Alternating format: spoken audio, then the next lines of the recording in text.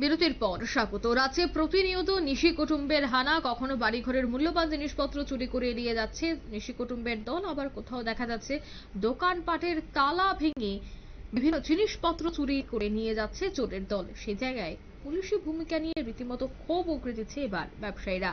এমন এক খবর উঠে এসেছে থেকে কাঠালিয়া বাণিজ্যিক এলাকায় পূর্বাংশার মা আরতি কেরিং সেন্টারে নিশি কুটুম্বের দল তালা কেটে আনুমানিক 3 লক্ষ টাকার মালামাল নিয়ে চম্পট দেয়।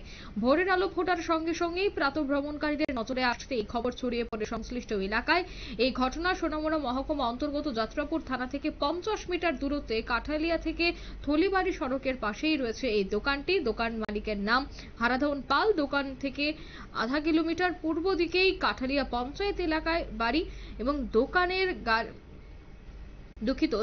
গাড়ির টায়ার, ব্যাটারি, ইনভার্টার সহ ইত্যাদি চুরি করে নিয়ে যায় চোরের দল, এমনটাই জানাচ্ছে দোকানের মালিক। কি উঠে আছে বিস্তারিত শোনাচ্ছি। আমি সুশীলচন্দ্র পাল, বাজার কমিটি, কাঠালিয়া বাজার কমিটির প্রেসিডেন্ট। গতকাল 9 সেপ্টেম্বর দিবাগত রাত্রে কাঠালিয়া বাজারের পুরনো এক দোকানদার, তার দোকানে রাত্রে সুরত হানা দিয়ে যথেষ্ট মালামাল নিয়ে যায়। এখন আমরা থানার প্রশাসন থেকে সব কিছু সাহায্য নিচ্ছি এবং ওনারাও এটার জন্য তদন্ত করছে এবং আমরা ইতিমধ্যে বাজার কমিটি বৈশাখ বাজার মালামাল রক্ষার জন্য আমরা এটা সিদ্ধান্ত নিব। সিদ্ধান্ত হলে পরে আমরা জানাবো। বাড়ি কি দোকান? টায়ারের দোকান, টায়ার কি হয়েছে এখন? কি হয়েছে? কালকে রাত্রেবেলা দোকানের তালা কাটিয়া আমার মাল সব নিচে। তুমি কিভাবে টের পাচ্ছ?